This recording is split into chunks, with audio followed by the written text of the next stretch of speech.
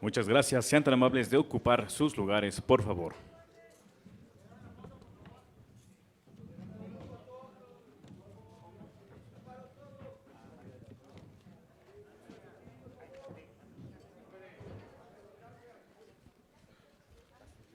Buena tarde. Les damos la más cordial de las bienvenidas a la presentación del eje temático República Segura y con Justicia. Es por ello que en esta tarde nos acompañan y damos la bienvenida al licenciado Omar García Harfuch, candidato a senador por la Ciudad de México por la coalición Sigamos Haciendo Historia. Licenciada Ernestina Godoy Ramos, candidata a senadora por la Ciudad de México por la coalición Sigamos Haciendo Historia. Ministro Arturo Saldívar, coordinador de las mesas de justicia en el Proyecto de Nación.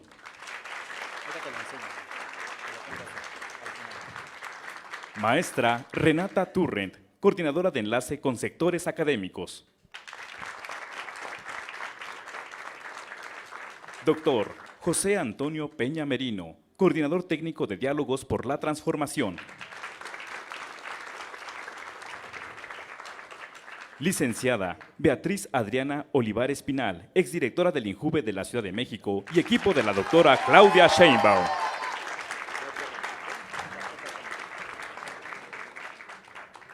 Mario Delgado Carrillo, presidente nacional de Morena.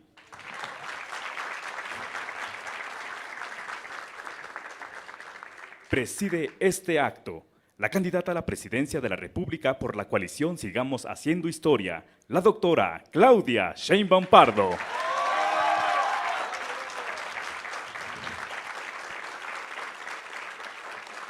Asimismo, agradecemos la presencia de todas las personas que se encuentran con nosotros, saludando a las y los representantes de medios de comunicación y a todas las personas que siguen esta transmisión por plataformas digitales. Bienvenidas y bienvenidos. A continuación, cedemos el uso de la voz a la candidata a la presidencia de la República por la coalición Sigamos Haciendo Historia, la doctora Claudia Sheinbaum Pardo.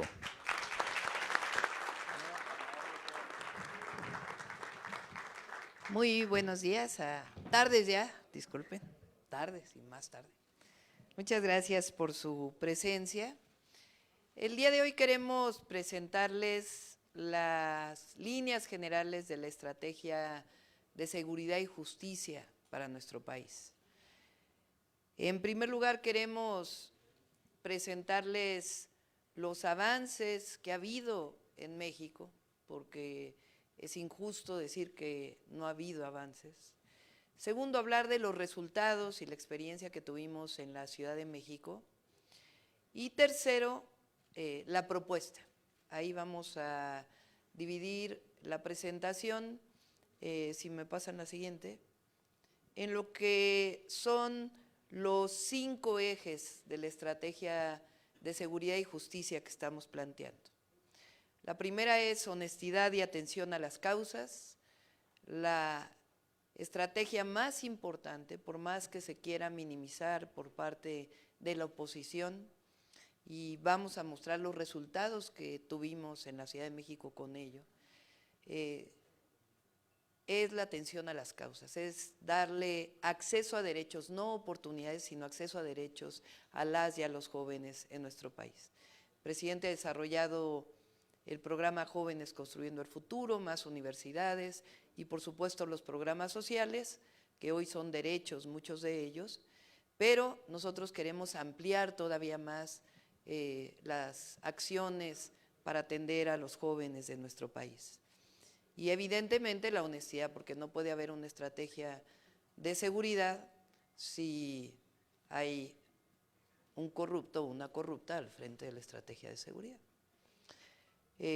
Segundo, o hay un equipo vinculado con la corrupción. Segundo, la consolidación de la Guardia Nacional.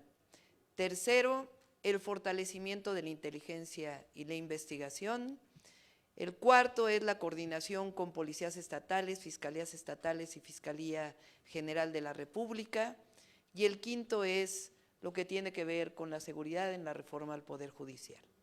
En lo que tiene que ver con honestidad y atención a las causas, vamos a presentar lo que estamos planteando, pero además le pedí a Betty Olivares, que está aquí con nosotros. Ella fue directora del INJUVE en la Ciudad de México. Aquí hay muchos chicos y chicas, compañeros, compañeras que fueron parte del programa, o son parte inclusive todavía, del programa Jóvenes Unen al Barrio, para que nos platique lo que significó ese programa y por qué lo queremos llevar a nivel nacional.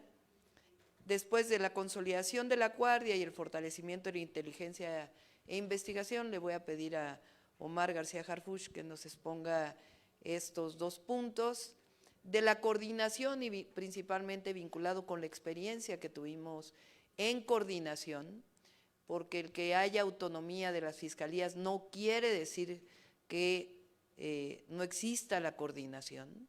Todos los poderes son responsables de la pacificación y la seguridad en el país. Y finalmente el ministro Saldívar va a exponer lo que tiene que ver con el Poder Judicial. Y después, por supuesto, abriríamos a las preguntas de todas y todos ustedes, a los medios de comunicación. Entonces, si podemos pasar a la primera presentación. Adelante. Esto es muy importante porque, vista así la gráfica, desde enero del 2018 hasta enero del 2024, hay una reducción en los homicidios dolosos del 18%. Se ha dicho mucho que en qué sexenio hay más número de homicidios. El tema central es que si la tendencia que traíamos del anterior gobierno hubiera seguido, el aumento en los homicidios hubiera sido de más del 30%. Y lo que ha hecho el gobierno de México ha permitido una reducción del 18%. Adelante. Y los delitos del fuero federal se han reducido en 26%. Adelante. Y el robo de vehículo con violencia, por nombrar algunos de los delitos que duelen más a la población, una disminución del 36%. Siempre hemos dicho que, ahora paso a la encuesta nacional de seguridad pública y urbana, que esta idea que se tiene que el gobierno de México no está haciendo más que solo atención a las causas es falsa. Hay un trabajo muy importante que se presenta todos los miércoles en el gabinete y en la mañanera del presidente, que inicia con una sección que se llama Cero Impunidad. Y ahí se exponen las detenciones, los laboratorios incautados, la incautación de droga y todo el trabajo que se hace conjunto en el gabinete. Lo que nosotros proponemos es seguir atendiendo las causas y avanzar más en la disminución de la impunidad. Adelante. Esta es la encuesta que a mí me parece fundamental que la conozca el pueblo de México, que la conozcan todos y que los medios, más allá de dar a conocer los delitos que pueden ocurrir en el país, es fundamental. Aquí no son ni siquiera los datos del Sistema Nacional de Seguridad en cuanto a delitos. Es la percepción ciudadana de la inseguridad en las principales ciudades del país.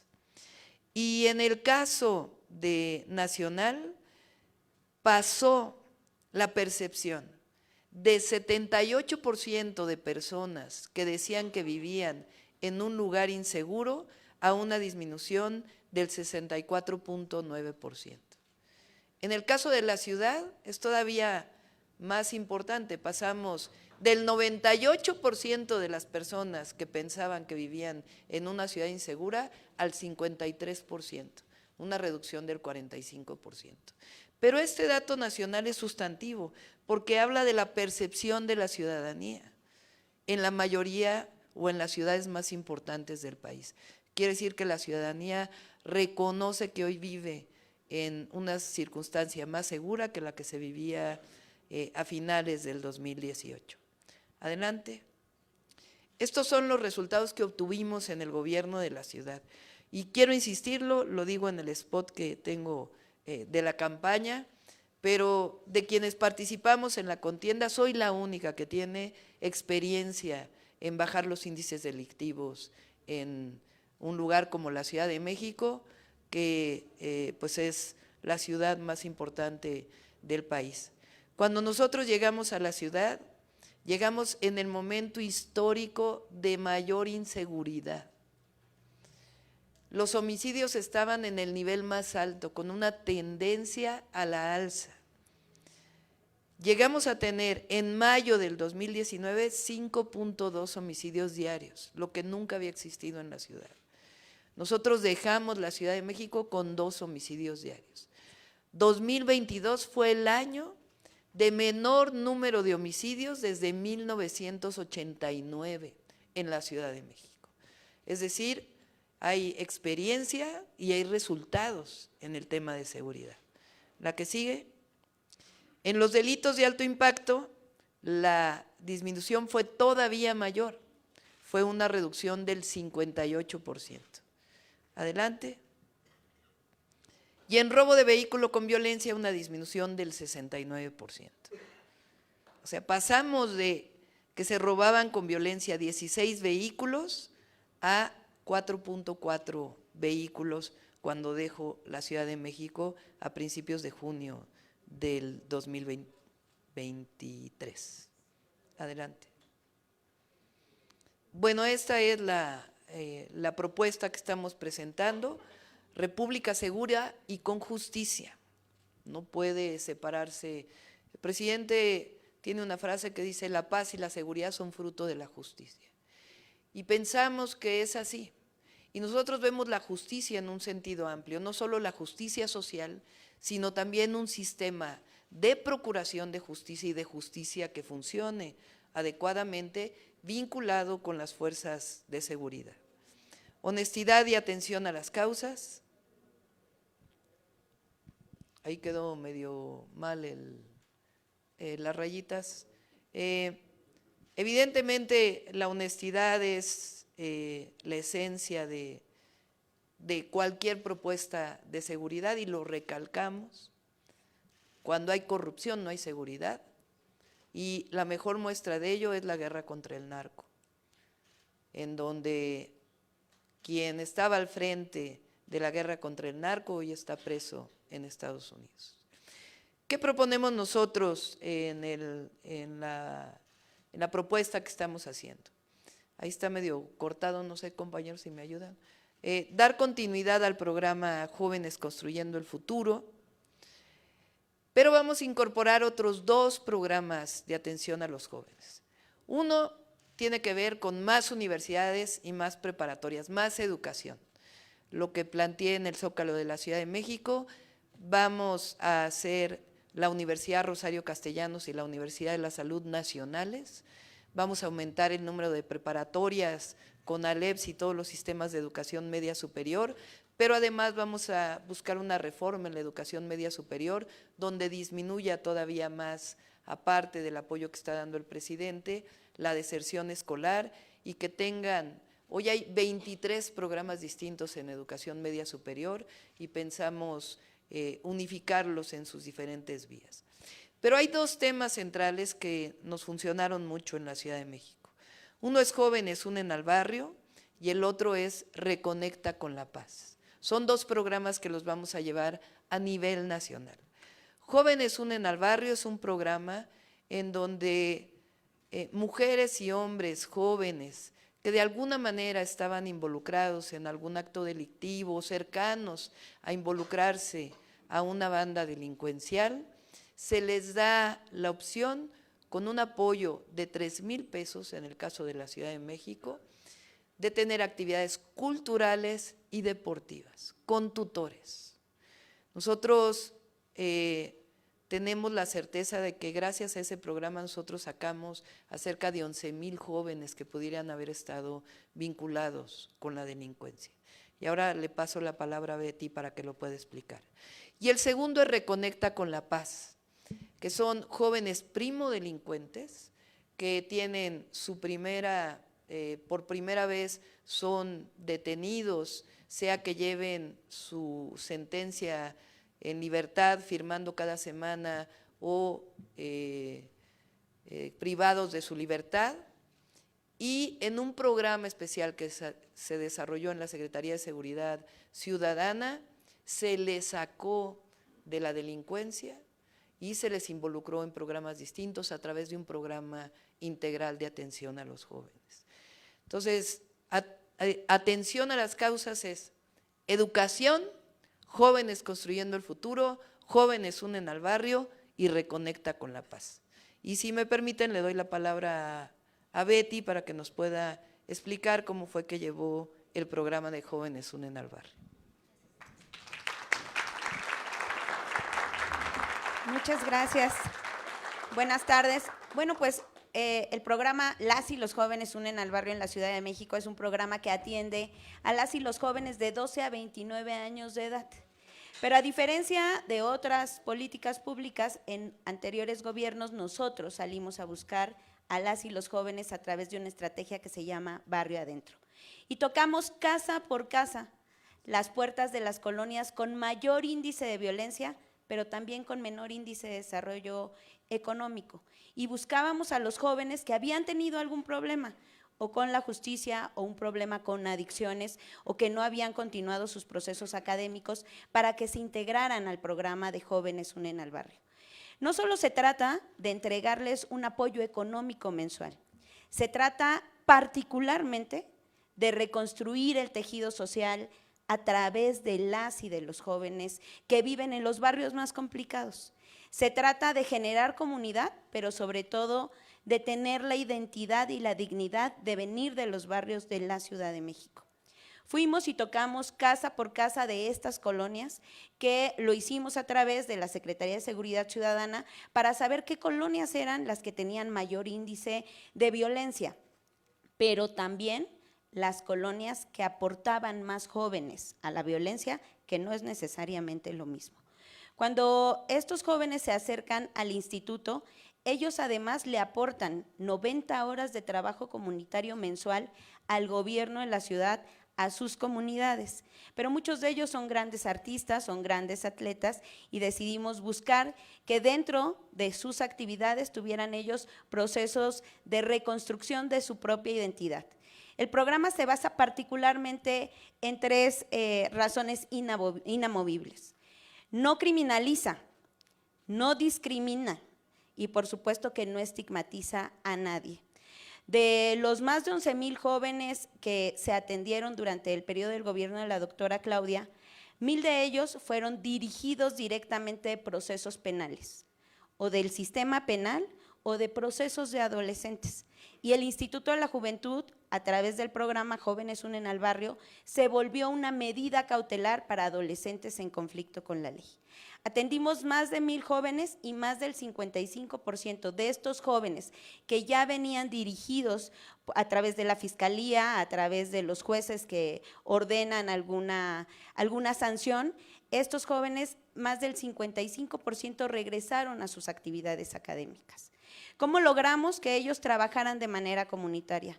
La doctora Claudia le dio la confianza al Instituto de la Juventud de dirigir uno de los 2 centros más grandes de vacunación en el momento en que la Ciudad de México más necesitaba a las y los jóvenes, y dirigieron el centro de vacunación del Estadio Olímpico Universitario, donde muchas veces se vacunaron a más de 40,000 personas. No se trató solo de participar en apoyar a vacunar a la gente que venía de muchos lugares, que no necesariamente venían del barrio de cada uno de los chavos, sino que venían de otros lugares. Lo que trabajamos con ellos fue la identidad, el saber que juntos podríamos no solamente reconstruir el tejido social, sino aportar aún más a la sociedad, apoyándola como en los momentos más difíciles los necesitaba.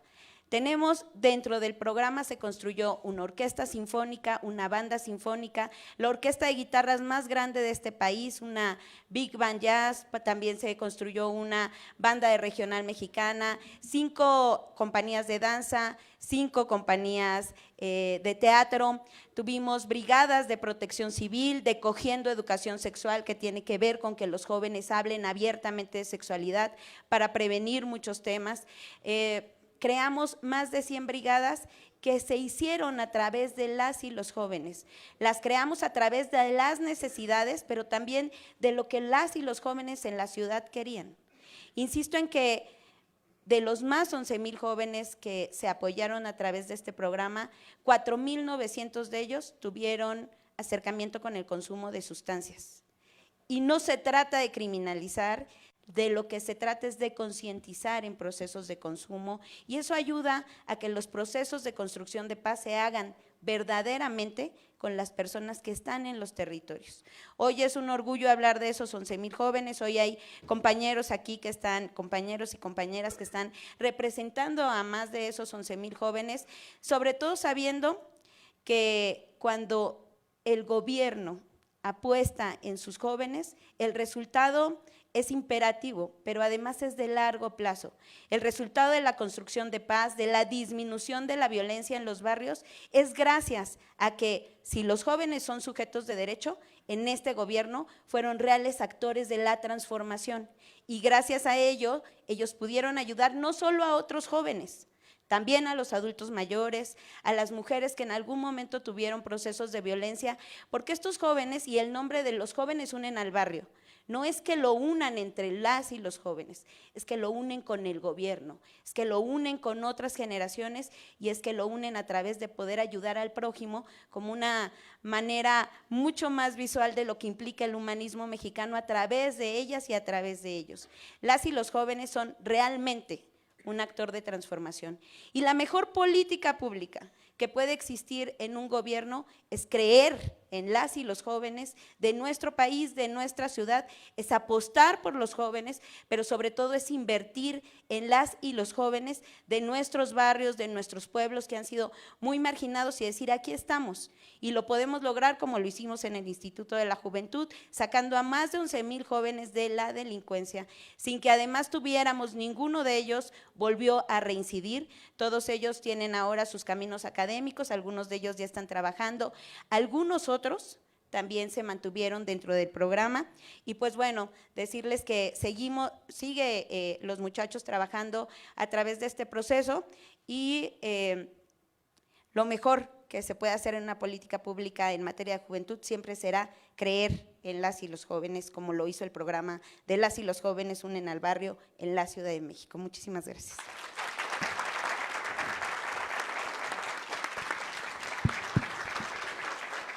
¿Por qué no se levantan los chicos y chicas, compañeros, compañeras que… Voltéense para que los vean en los medios.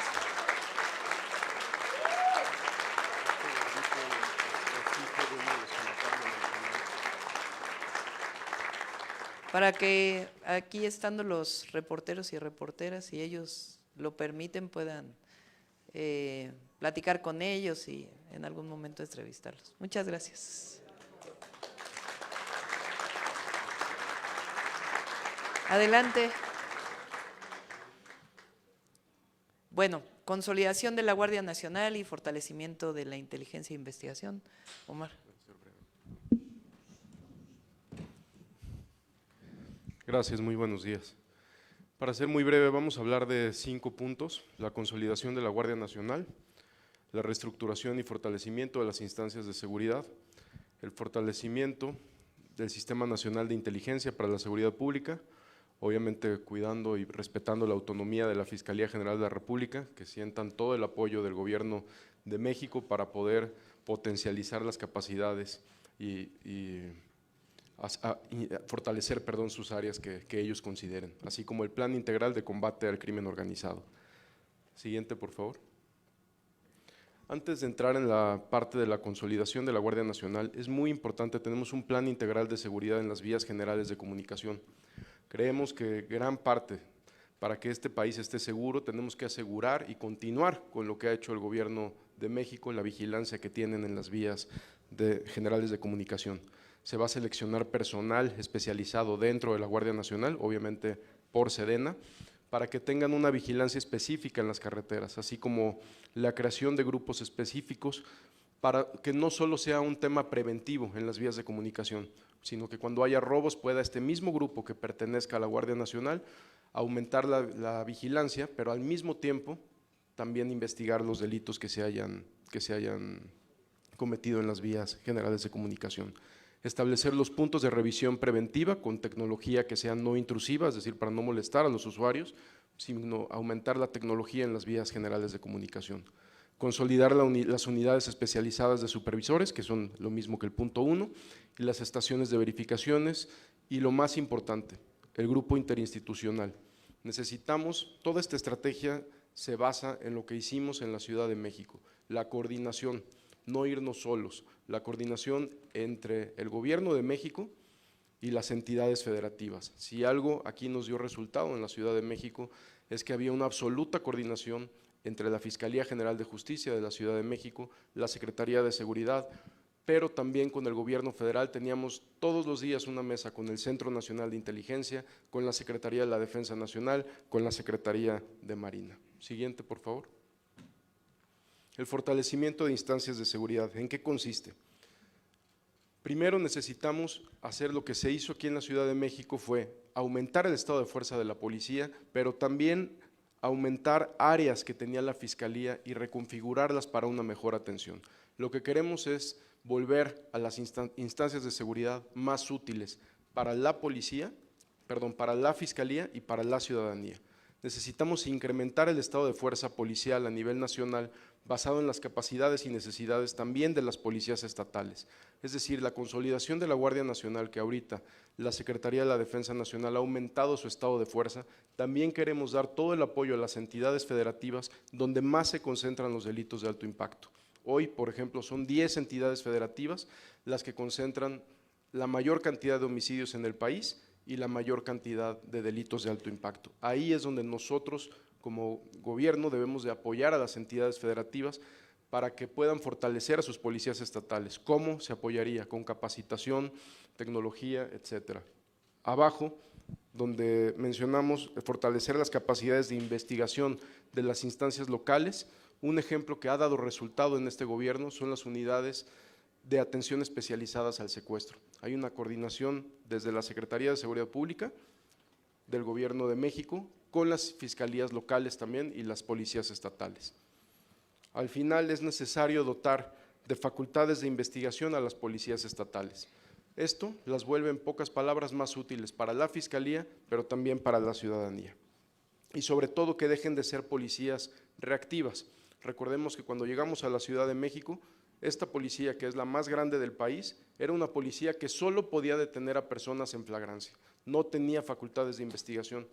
Cuando se envía una iniciativa al Congreso de la Ciudad de México para aprobar la iniciativa que le diera facultades a la policía, inmediatamente nos volvió mucho más útiles para la Ciudad de México. El siguiente, por favor. El fortalecimiento del Centro Nacional de Inteligencia.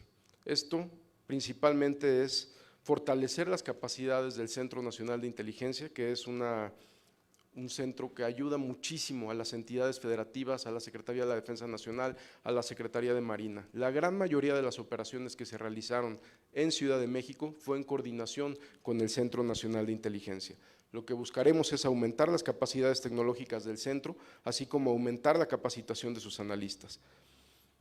Esto también buscaremos fortalecer las capacidades para generar inteligencia y crear el Sistema Nacional de Inteligencia. ¿Qué es el Sistema Nacional de Inteligencia? Es un conjunto de normas y principios que establecen las bases de coordinación militar, civil, de procuración de justicia y financiera, es decir, aumentar la coordinación de todas las instituciones federales que están en búsqueda de lo mismo, que es disminuir la violencia y detener a los generadores de violencia.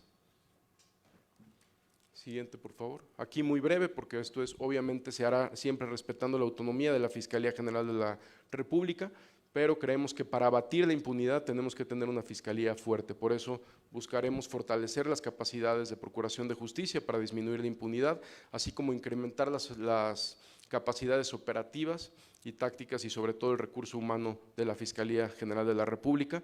Al final viene una serie de consideraciones que se hicieron aquí en la Fiscalía General de Justicia, como el incremento de las capacidades de los sistemas AFIS, que son principalmente de huellas dactilares, IBIS, que son para identificación balística, y una serie de programas que ya en su momento nos dirá la Fiscalía dónde es donde se tiene que reforzar. Siguiente, por favor. Bueno, esta es también parte de la Fiscalía, el fortalecimiento de la Agencia de Investigación Criminal. Aquí es muy importante que necesitamos que el Servicio de Protección Federal, que está adscrito, a la Secretaría de Seguridad, se encargue de la protección de personas para que la Agencia de Investigación, la Policía Federal Ministerial, se dedique solamente a la investigación de delitos. Esta es una puesta en marcha de un plan integral de combate al crimen organizado. La primera es la vigilancia y reconocimiento en zonas y lugares de presencia de grupos armados. ¿Por qué vigilancia y reconocimiento? Porque si no va a pasar lo que ha sucedido en otras administraciones anteriores, que si no hay un diagnóstico claro de lo que se tiene que hacer, solo vamos a generar más violencia. El gobierno actual del presidente López Obrador ha tenido muchísimos programas sociales en las zonas donde más violencia ha habido y se ha logrado también la detención de varios generadores de violencia. El segundo es contener el flujo de armas hacia los grupos criminales. Está muy identificado la mayoría de la frontera por donde entra la mayor cantidad de armas. Necesitamos fortalecer e incrementar la vigilancia junto con Estados Unidos de la frontera. El plan de combate, a las finanzas del crimen organizado. Necesitamos que la Unidad de Inteligencia Financiera, la Procuraduría Fiscal trabajen de manera conjunta junto con la Fiscalía General de la República y la propia Secretaría de Seguridad para lograr cortar los flujos económicos al crimen organizado. Y por último, afectar las cadenas de suministro de drogas sintéticas. Todos los precursores de fentanilo, todos los precursores de drogas sintéticas que entran a nuestro país, también aumentar la vigilancia y aumentar la capacidad de operación para frenar las mismas. Gracias.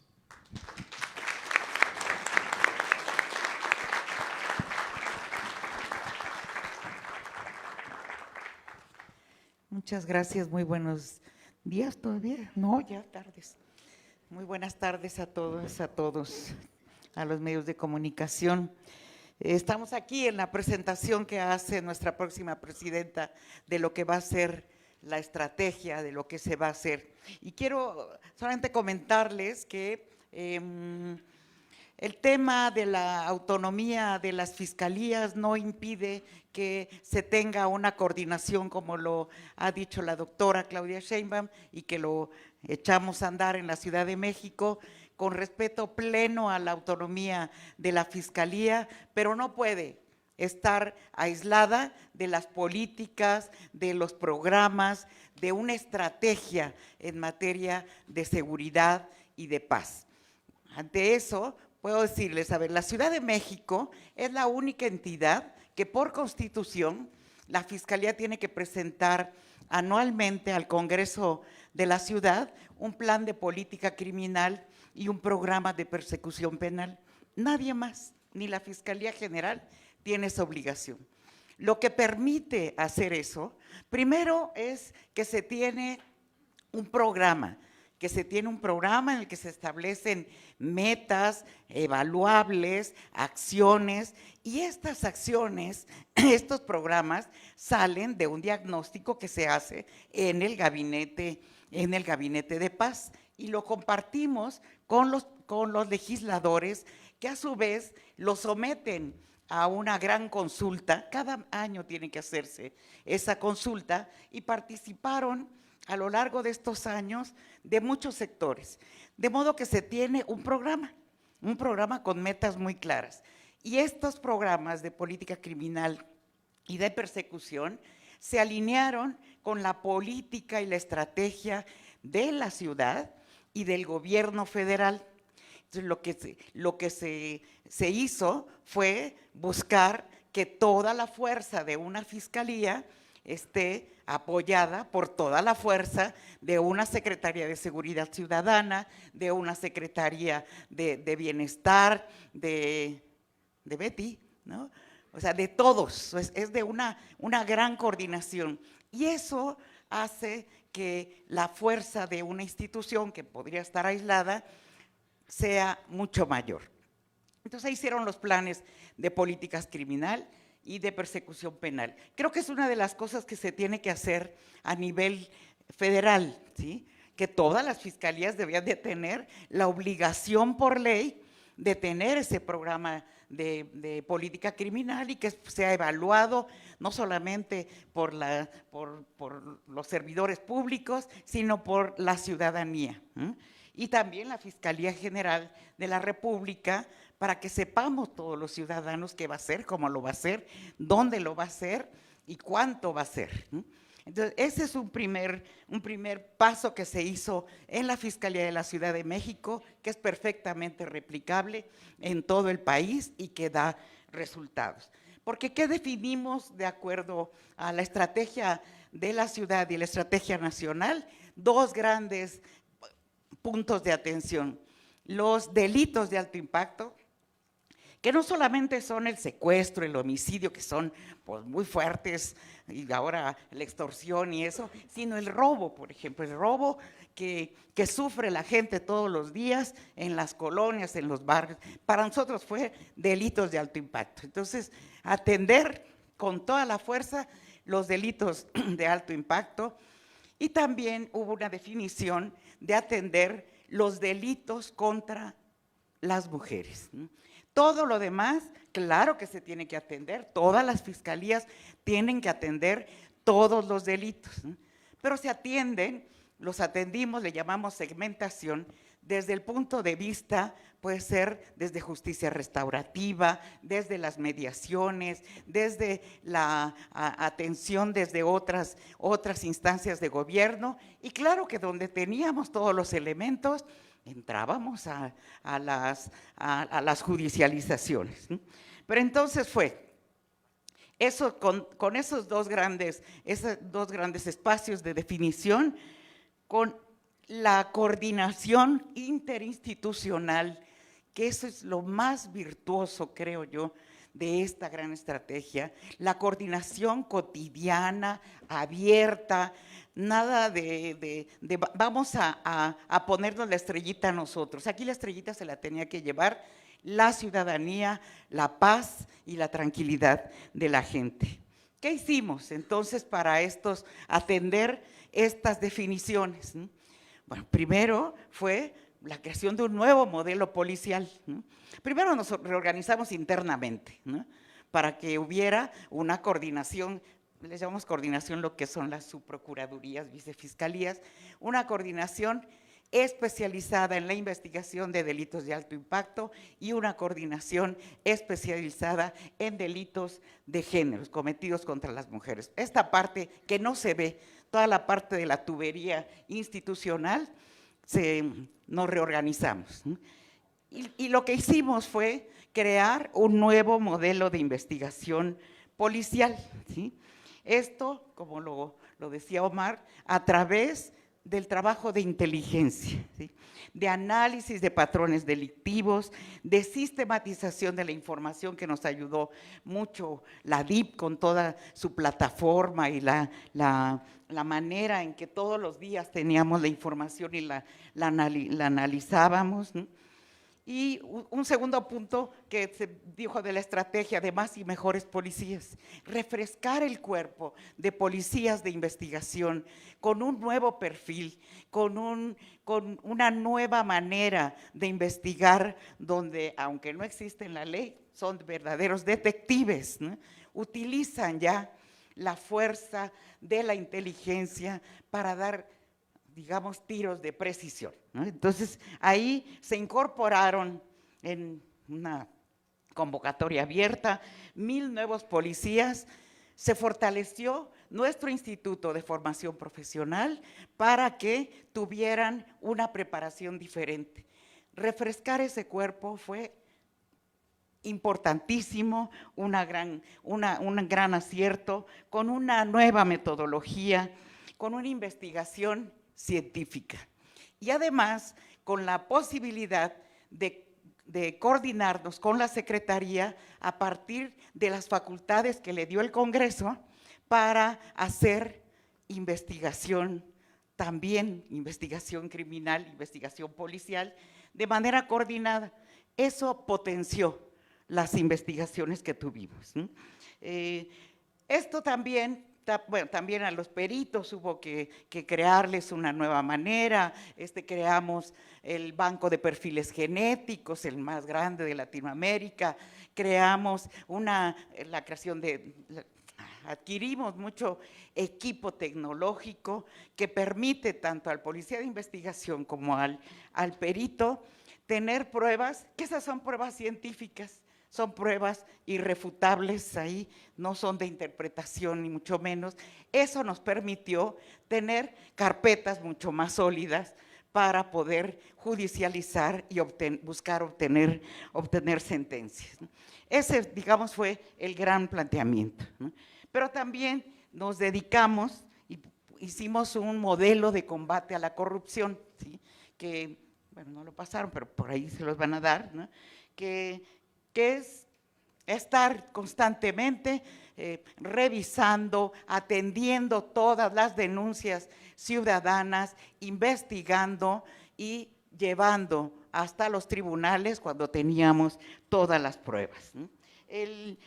Que desarrollamos un nuevo modelo de atención a los delitos contra las mujeres con perspectiva de género, con unidades de análisis de contexto, con fiscalías especializadas en feminicidio, en violencia familiar, etcétera, etcétera.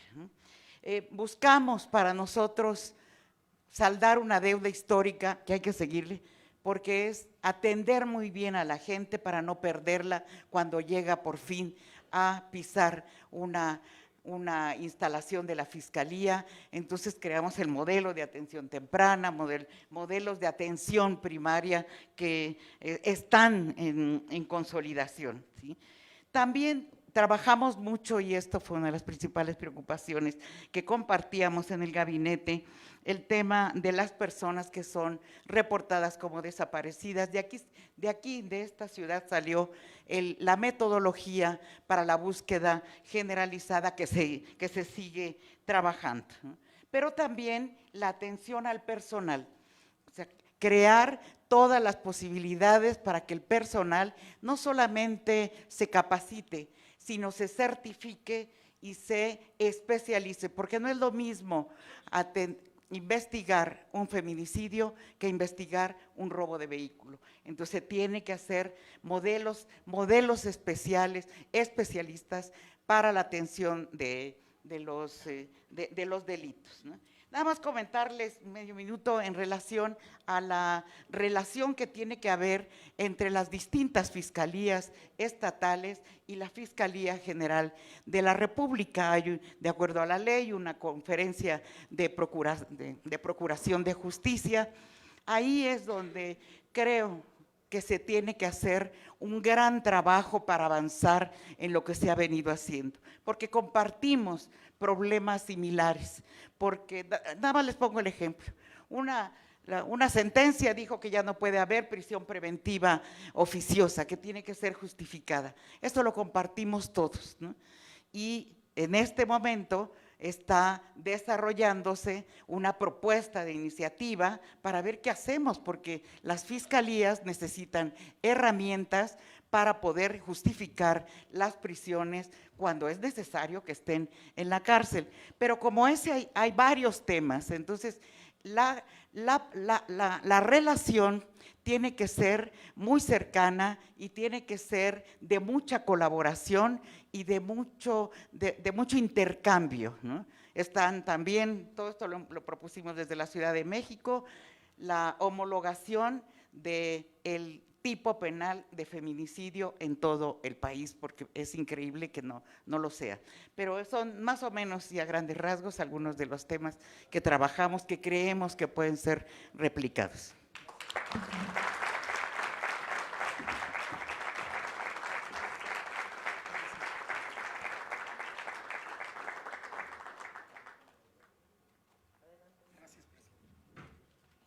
Buenas tardes a todas y a todos. Lo primero que me gustaría destacar es una idea que se olvida con frecuencia, y es que en la construcción de paz todos los actores y todos los poderes del Estado tienen una responsabilidad. No es una responsabilidad solo de los ejecutivos, mucho menos solo del presidente de la República. Lejos de esta responsabilidad que emana de la Constitución, porque somos poderes del Estado, el Ejecutivo, el Legislativo y el Judicial, pareciera ser que bajo una concepción, desde mi punto de vista equivocada, de la autonomía y de la independencia judicial, se rompe el diálogo y la coordinación con los otros poderes e instituciones del Estado. ¿Y esto a quién beneficia?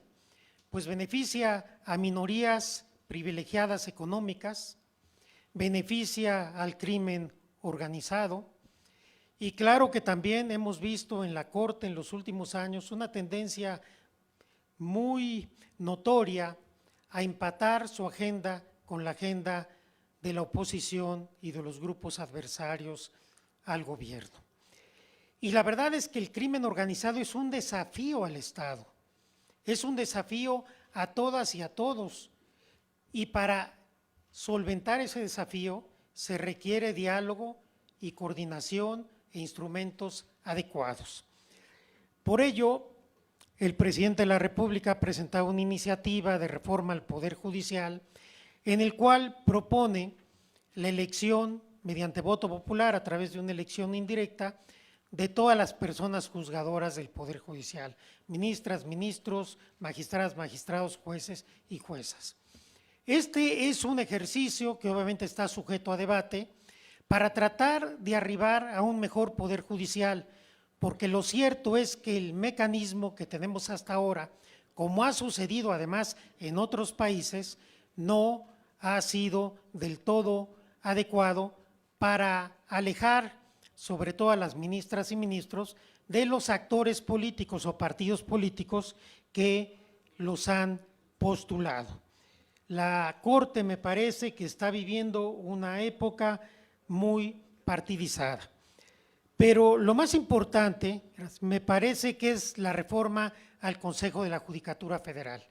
En primer lugar, se propone separar por fin la presidencia del Consejo de la presidencia de la Corte, algo que todos los partidos y toda la academia ha pedido por más de 25 años. Pero lo más original es que se divide el Consejo entre un tribunal de disciplina judicial para que vea los temas de disciplina y un órgano administrador. Actualmente el Consejo ve la administración y la disciplina, ahora se propone separar la disciplina de la administración. Y este tribunal, obviamente, respetando la autonomía y la independencia de juezas y jueces, tendrá mayores atribuciones para que se examinen, se estudien, se investiguen y se sancionen actos de corrupción y de ejercicio indebido de la función judicial, porque prácticamente esta actividad del Poder Judicial Federal, sobre todo en los últimos tiempos, pues prácticamente se encuentra olvidada. Pero no bastaría reformar al Poder Judicial Federal. Realmente, sin un sistema de justicia eficaz, no puede haber seguridad. Sin justicia no hay seguridad. Requerimos una reforma integral del sistema de justicia en México y se proponen algunos caminos. Lo más importante son modelos nacionales de coordinación entre las diferentes esferas, que la coordinación se eleve a nivel constitucional. Ya vimos que la coordinación puede hacer diferencia. Nos lo acaban de demostrar una vez más lo que sucedió en la Ciudad de México. Entonces, generemos varios mecanismos, un mecanismo nacional de procuración de justicia, donde haya una coordinación entre la Fiscalía General de la República, las fiscalías de las entidades federativas, se ajusten protocolos, requisitos de ingreso, etcétera, y que pueda verse todo el planteamiento de la procuración como un problema, como una política pública de Estado. Por el otro lado, se requiere también un modelo nacional, un mecanismo nacional de impartición de justicia. La justicia local tenemos que voltearla a ver, el 80% de los asuntos son de la justicia local y en la mayoría de las entidades federativas, según nos los ha dicho la gente en los diálogos por la transformación, no funcionan. De tal suerte que requerimos un modelo nacional para homologar requisitos, para generar coordinación y para que cualquier tribunal del Estado tenga una calidad ética y profesional que responda a las necesidades de la gente. Pero por supuesto que no todo puede ser penal. La justicia cívica y la justicia alternativa es también importante. Requerimos un modelo nacional de justicia cívica. También en la Ciudad de México se avanzó mucho en este sentido. ¿Por qué es importante la justicia cívica? Porque ayuda a restaurar tejido social, ayuda a pacificar y quita presión al modelo penal. No se trata de tener saturadas las prisiones de personas, se trata de prevenir con las causas, de investigar todo lo que ya se dijo aquí, pero además dar salidas a ciertos hechos que no tienen que ser de materia penal. Si queremos construir un mejor sistema de justicia íntegro, profesional, independiente y eficaz, es indispensable abatir la impunidad.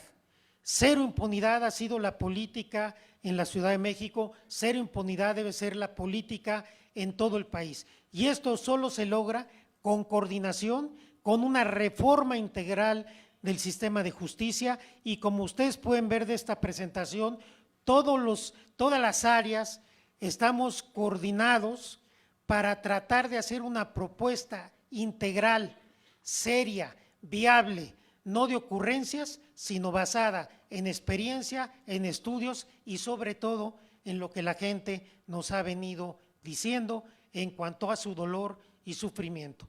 No tengo dudas de que este programa va a llevar la justicia en México todavía más allá y que se seguirán abatiendo la impunidad y la delincuencia y la inseguridad, porque nosotros apostamos a la esperanza y no al miedo. Muchas gracias.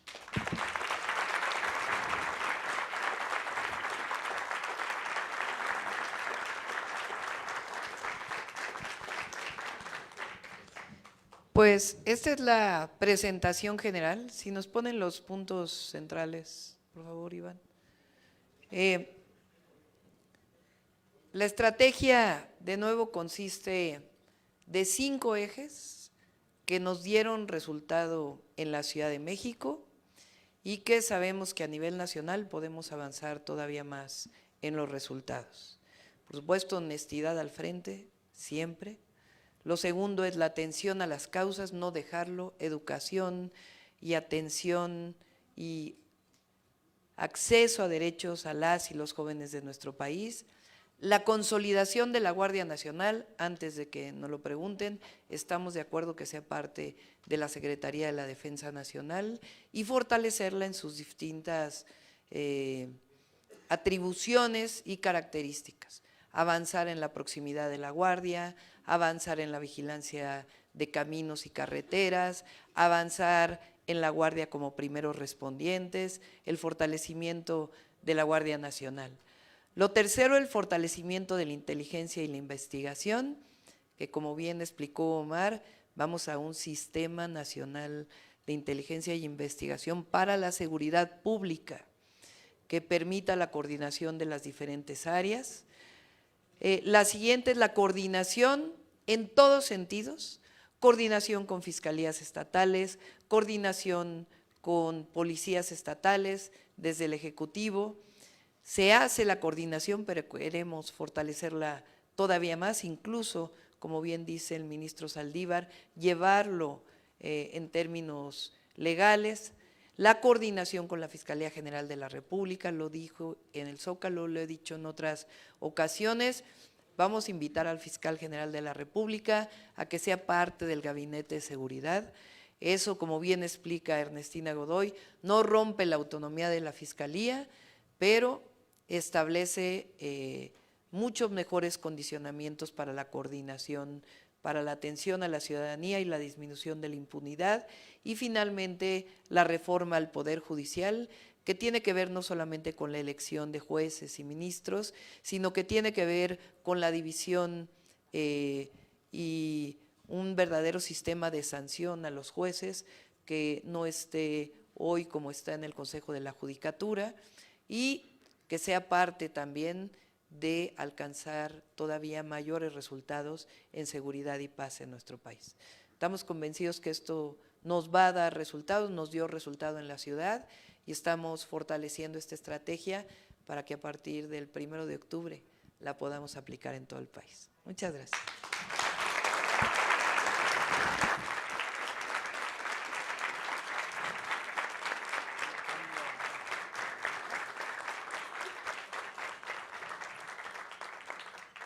A continuación, damos inicio a la sesión de preguntas y respuestas.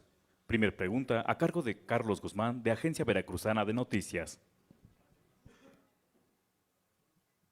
Doctora, de este lado, buena tarde para todas y todos. Pues consultarle sobre este tema político que generó mucha controversia, de que su adversaria política pues prácticamente selló con un pacto de sangre sus propuestas. Ayer la candidata a la Ciudad de México, Clara Brugada, pues decía que ella no necesitaba hacer pactos de sangre porque ella sí cumple sus promesas. Consultarle de inicio este tema, doctora, por favor.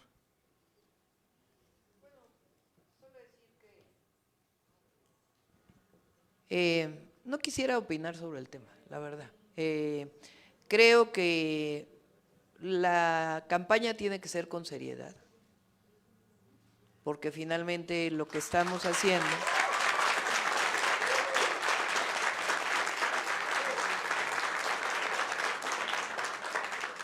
es mostrar a las y los ciudadanos las propuestas. En nuestro caso, estamos convencidos, y el pueblo de México está convencido, que tiene que continuar, consolidarse y avanzar la cuarta transformación en nuestro país. Uno de los temas que le preocupa a la ciudadanía es la seguridad. Y por eso decimos, tenemos experiencia, lo logramos en la Ciudad de México, tenemos resultados, tenemos estrategia y tenemos propuesta, que es lo que queremos que conozca la ciudadanía. Perfecto, doctor. Muchas gracias, doctor. Siguiente pregunta a cargo de Carlos Navarro, El Heraldo. Buenas tardes a todas y todos. A grandes rasgos, doctora, ¿cuáles son las metas cualitativas y cuantitativas de República Segura y con Justicia? Pues seguir disminuyendo. Nosotros creemos que una vez que ha tomado el rumbo de la disminución, podemos hacerlo todavía más rápidamente. El objetivo es de disminuir todavía con mayor velocidad los índices delictivos en los próximos años. Gracias. También preguntarle, ¿cómo replicar las y los jóvenes unen al barrio en los 31 estados distintos, ya que cada uno tiene características tanto sociales como territorialmente diferentes? Pues lo que estamos buscando, igual que lo hicimos en la ciudad, lo hace Jóvenes Construyendo el Futuro, pero queremos fortalecerlo más.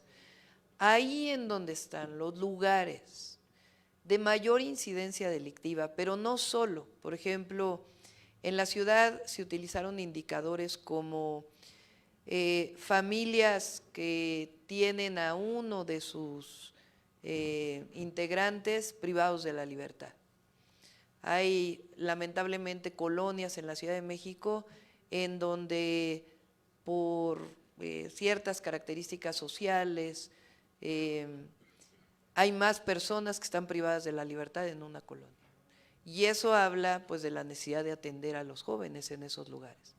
Entonces, a través de distintos indicadores se selecciona zonas urbanas y zonas rurales también, en donde hay mayor incidencia y mayor necesidad de atender a los jóvenes. Un caso, por ejemplo, que hizo el gobierno de México fue, por ejemplo, un caso en la ciudad que nosotros participamos, en el que también participó la alcaldesa Clara Brugada, hoy candidata a la jefatura de gobierno, fue San Miguel Teotongo. Ahí hicimos un trabajo muy especial para poderle dar oportunidad a los jóvenes. Pero también Tepito es un caso, otros casos, hay otras colonias en donde se atendió. Un caso específico, por ejemplo, del gobierno de México es el caso de Aguililla, Michoacán. Se entró primero con programas sociales, atendiendo las causas, y después se entró ya con un operativo de inteligencia, investigación y detención de delincuentes, y hoy Aguililla pues es distinto de lo que era hace algunos años. La idea nuestra es, a partir de estos indicadores, trabajar con el Instituto de la Juventud a nivel nacional para poder incorporar a jóvenes a este programa. Y ya por último, en otro tema, hoy en el Heraldo de México se publica una nueva encuesta que le da casi 30 puntos de ventaja sobre su más cercana perseguidora. ¿Cómo mantener y cómo consolidar esta ventaja que apuntan las encuestas como la del Heraldo de México, doctora? Pues mostrando los resultados que hemos tenido, trabajando todos los días para informar a la población de la propuesta y sobre todo en nuestro movimiento, la organización que existe ahora y la alegría porque continúe la transformación. Muchas gracias, buen día a todas y todos.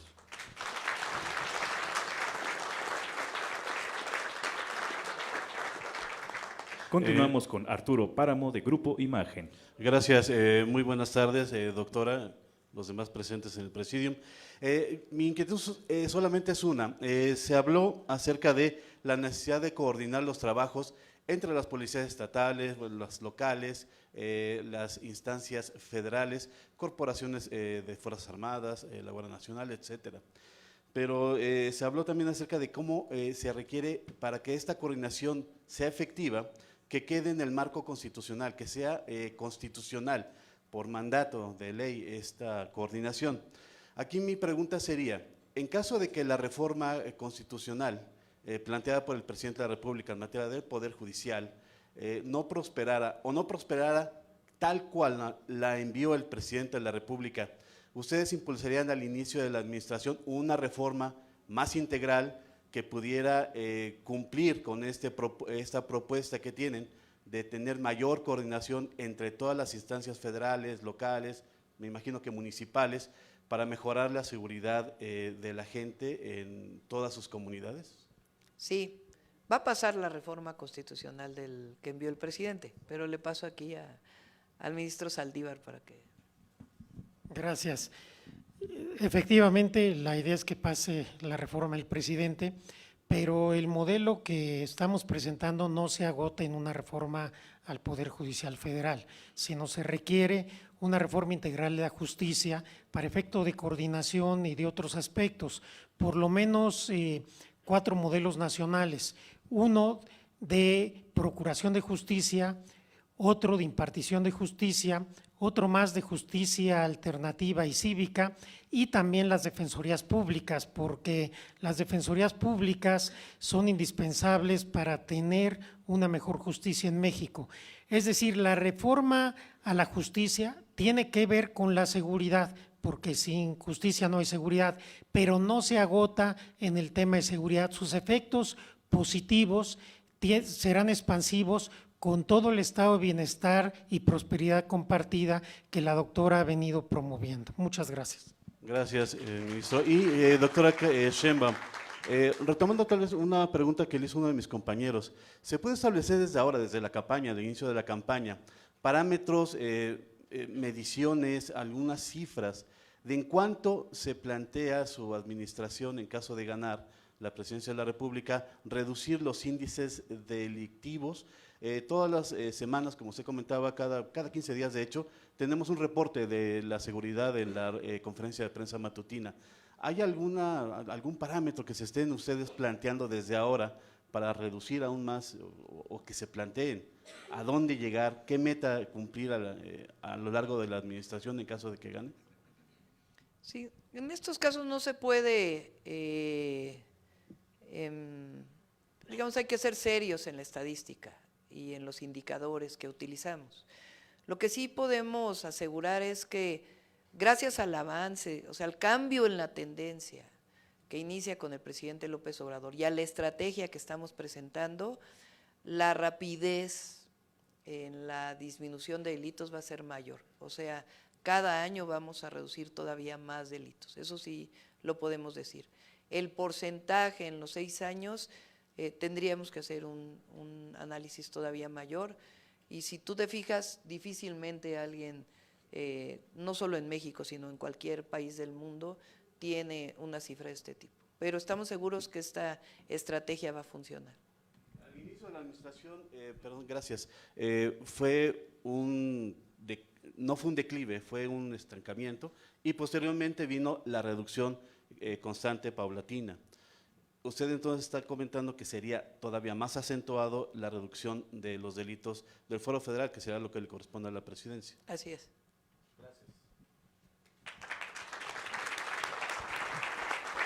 Siguiente pregunta a cargo de Laura Cardoso de Grupo Fórmula. Damas, caballeros, buenas tardes todos. Les doy las preguntas y ya ustedes me las responden. Sí, ahora, nada más porque para contestarte ya se fue. No, ya está. Porque al final dijiste del fuero federal. Fuero federal. Esto es importante, Vini. Sí. Un homicidio doloso es un delito del fuero común. Se dice cuando está vinculado con la delincuencia organizada, pues alcanza el fuero federal. Nosotros por eso hablamos de la coordinación entre todas las instancias, que hay un avance hoy con el presidente y con la secretaria Rosa Isela, pero queremos que inclusive sea todavía mayor y por eso queremos que quede en la ley, porque separar solamente fuero federal de local tiene sus limitaciones. Entonces, por eso hablamos de la disminución de todos los delitos. Gracias. Ahora sí. Les doy las preguntas y ya ustedes me contestan como quieran, ¿vale? Yo quiero saber si esto que acaban de presentar es un giro a la política de abrazos y no balazos o un complemento. La siguiente, ¿qué hacer con las cárceles? Porque siguen teniendo problemas históricos como es la sobrepoblación y que muchos presos están en un letargo de justicia porque muchos no tienen sentencia. Entonces, ¿cuánto podría desfogarse en las cárceles atender a estas personas que no tienen sentencia aún? Y la otra, en el caso del ejército, si ya ha quedado claro que continuarán haciendo trabajos de seguridad pública, se ha mencionado que hay 10 entidades que tienen puntos rojos, si pudieran decírmelas cuáles son, y qué trabajos. Perdón, ¿el último qué? Se dijo que hay 10 puntos rojos en donde el ejército podría hacer la labor específica. No, se dije en general. Sí, ok, de acuerdo. entonces si pudieran decirme qué entidades y cuántos puntos, y además de estos 10, tienen focalizados para atender que esté el crimen organizado, digamos, mayor, con exacerbados los delitos en las zonas. Gracias. Si quieres, le paso el micrófono aquí a Omar y luego Ok, ya. gracias. Nada más para ser más específicos, me refería a que ahorita pusimos de ejemplo que hay 10 estados de la República donde se concentran la mayor cantidad de homicidios. 10 estados que concentran alrededor del 40% de homicidios en el país.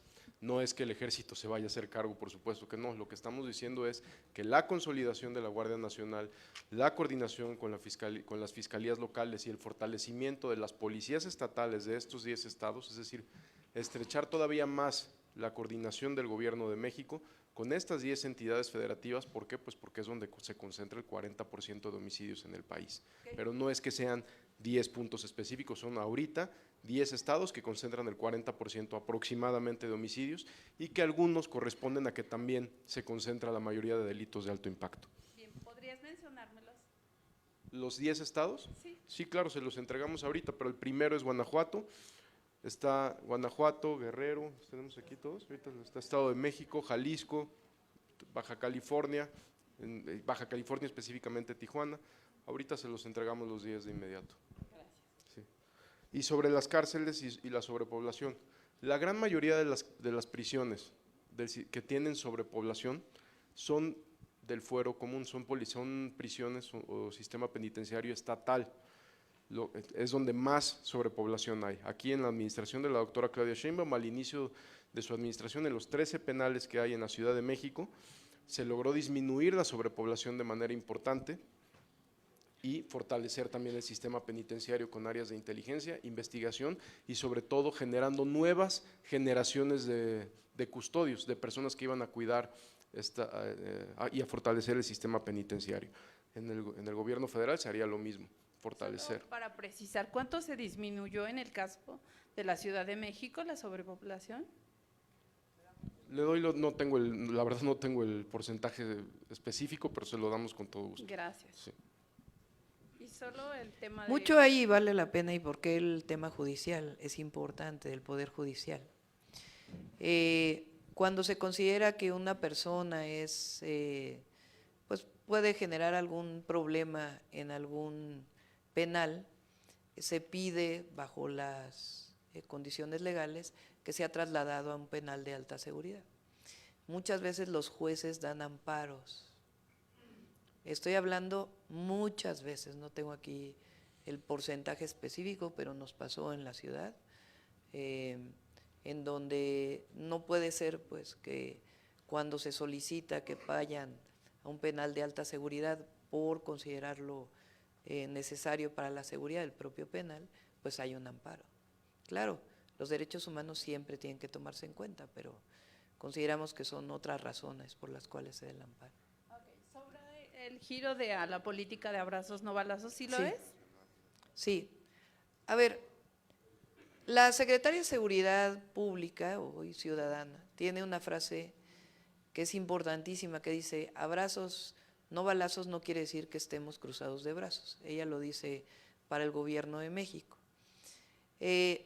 Por eso yo repito, cada 15 días el presidente en su mañanera presenta como primera sección cero impunidad. Eso habla de que evidentemente el tema de los abrazos no tiene que ver con la delincuencia, pero sí hay una distinción clara entre la guerra del narco, en donde hubo un presidente que además llegó de manera fraudulenta a ser presidente y que decidió que no le importaba que hubiera incluso víctimas colaterales, que definió que la guerra era la política de seguridad y provocó que los homicidios crecieran casi 300%. A diferencia de eso, nosotros abrazamos a los jóvenes, a las y a los jóvenes. Les damos la posibilidad de escuela, les damos la posibilidad de desarrollarse. Y a diferencia de declarar la guerra, nosotros construimos paz. Esa es la gran diferencia entre la oposición y nosotros. Ellos declaran guerras al interior de su territorio, provocando violencia, inseguridad y pues hasta ahora inclusive sus efectos. Nosotros, nuestra política es la construcción de la paz a través de la atención a las causas y de avanzar en la cero impunidad. Entonces, por eso hablo de justicia en el más amplio término. Es justicia social, justicia para los jóvenes, justicia para las mujeres, justicia ambiental, pero también un sistema de justicia en nuestro país que funcione adecuadamente para darle seguridad y paz a los habitantes. Gracias, candidata. Qué amable. Continuamos con José Antonio Belmont de Milenio. Hola, buenas tardes a todos y a todas. Preguntarle, doctora, de concretarse el plan C, tener mayoría en el Congreso de la Unión, se vendría una reforma al Poder Judicial Federal que, entre otras cosas, viene a elegir a los ministros, jueces, magistrados por voto popular. ¿Cuál sería el plazo de conseguirse el plan C para, en particular, hacer esta elección? ¿Se empataría con alguna intermedia? ¿Cuál sería este plazo para que haya una transición, en particular en el máximo tribunal del país? Y preguntarle al ministro Saldívar, esta separación que se propone del Consejo de la Judicatura Federal con la presidencia del máximo tribunal, ¿sería también un ministro el que encabezara el Consejo de la Judicatura Federal?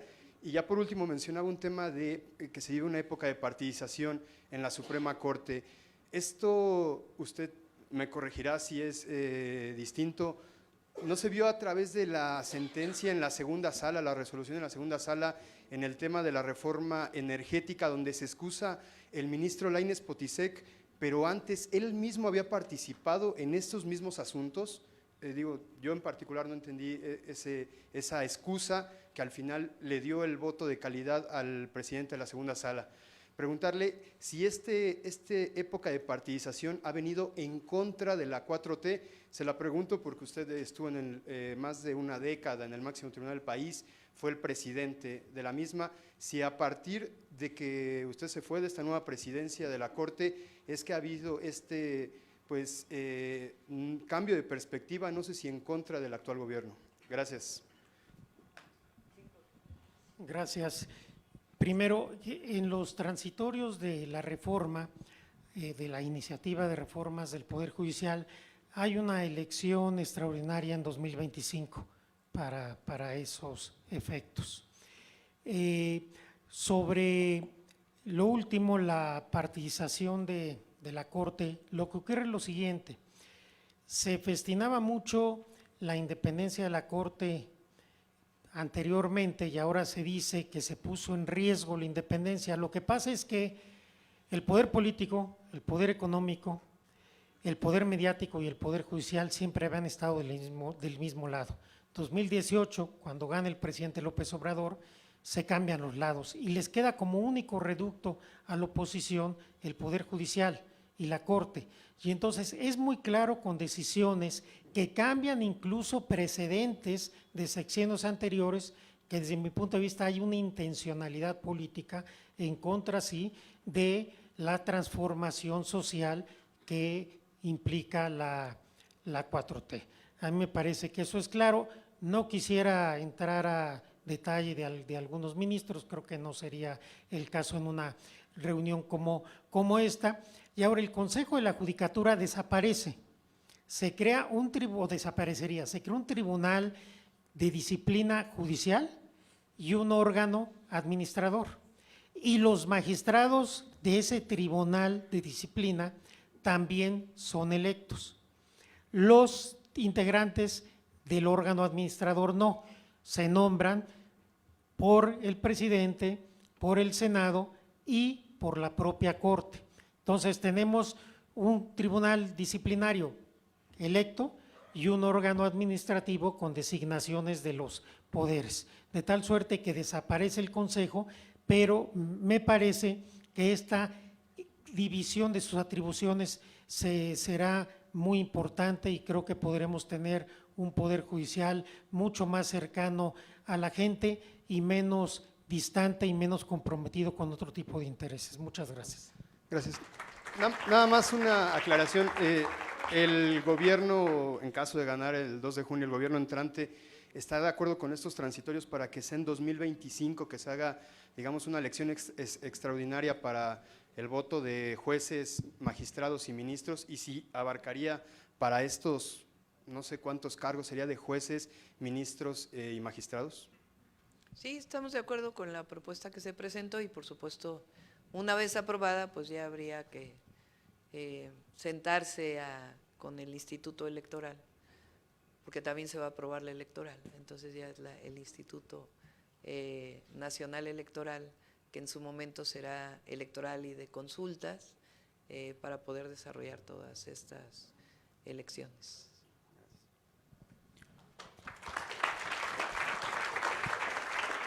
Última pregunta a cargo de Carlos Pozos.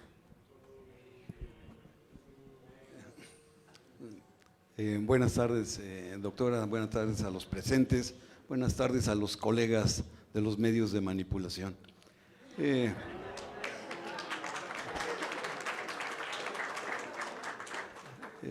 Aquí hemos escuchado la reducción en homicidios dolosos del 18%, del 26% en delitos del fuero federal. Hemos visto los resultados que ha dado la estrategia de abrazos y no balazos.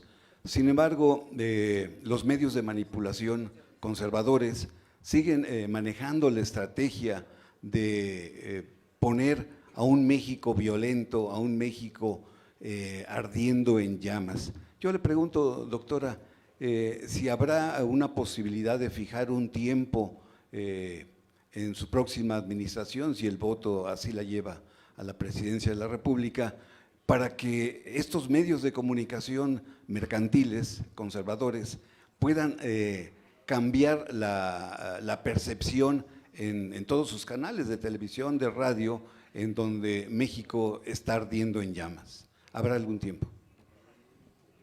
Bueno, estamos en contra de la censura, así que los medios tienen la responsabilidad de informar, desde nuestra perspectiva, de informar adecuadamente. Pero bueno, los medios tienen sus propias características. Lo que le corresponde al gobierno es seguir informando. los resultados.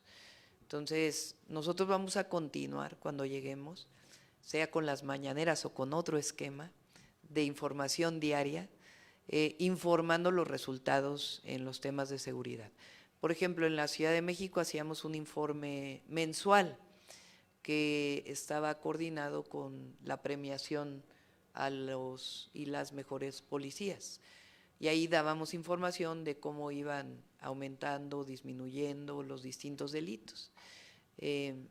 Así lo hizo el presidente al principio, creo que daba una información mensual, ahora decidió hacerlo quincenal, pero tiene que haber un informe quincenal.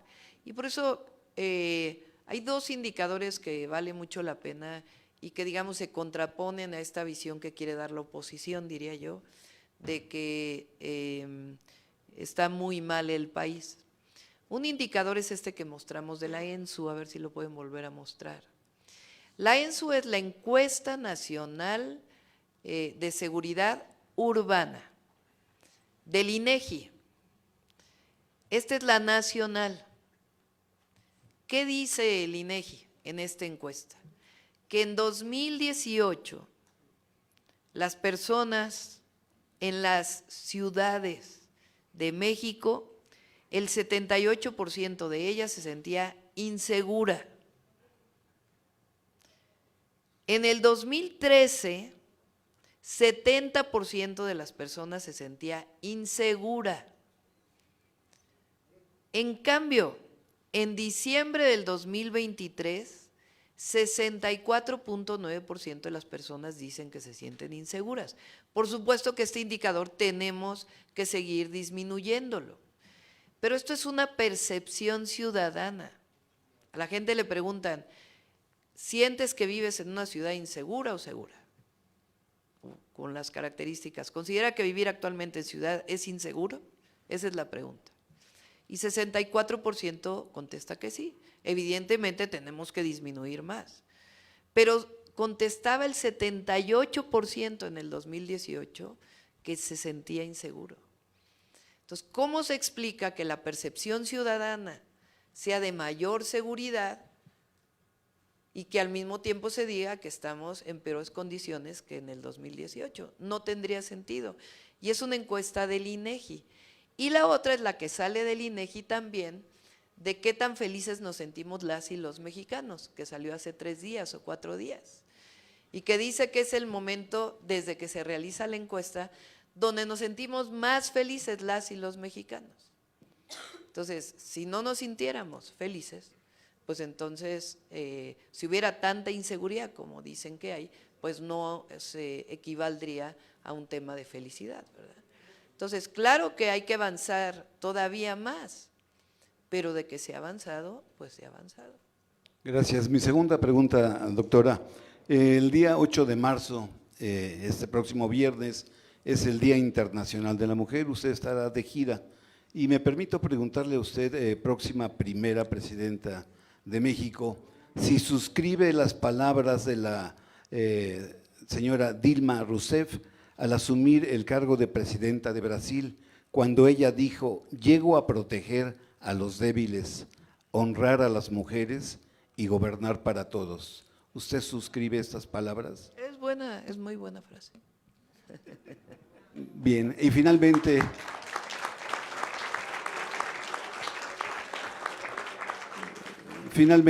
el licenciado Omar García Harfuch dijo que en materia de seguridad se vigilarán las fronteras. Yo le pregunto, doctora, ¿cuál será el clima de las conversaciones que usted tendrá con Estados Unidos, receptor de migrantes, y con los países expulsores de migrantes latinoamericanos? ¿En qué términos considera que será el clima de las pláticas que tenga una vez que llegue a la presidencia de la República? Va a ser buen clima.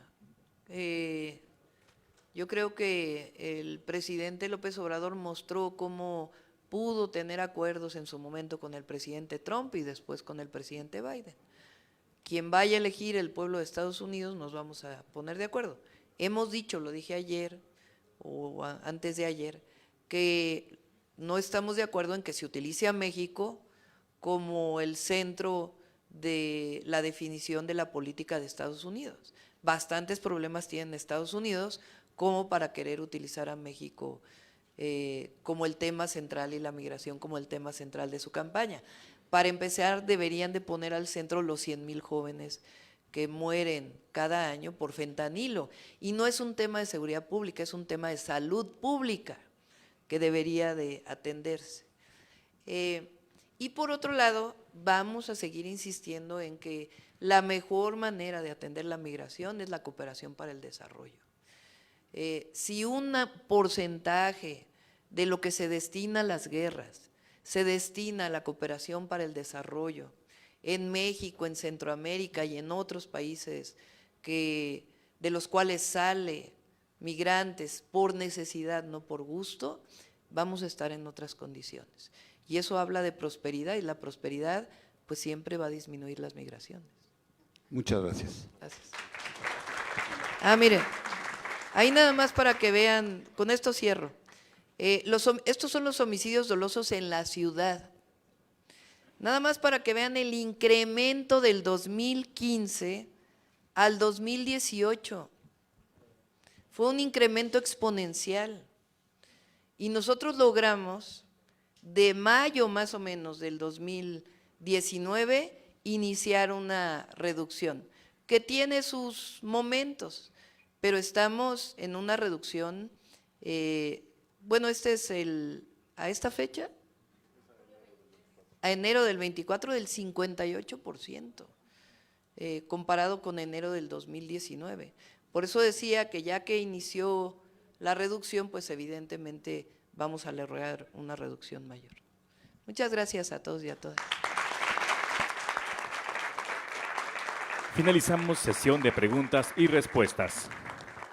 A continuación, invitamos a las y los integrantes del Honorable Presidium, encabezados por la doctora Claudia Sheinbaum, tengan a bien permanecer en el estrado y agruparse hacia el centro para la siguiente toma de fotografía representativa de este acto.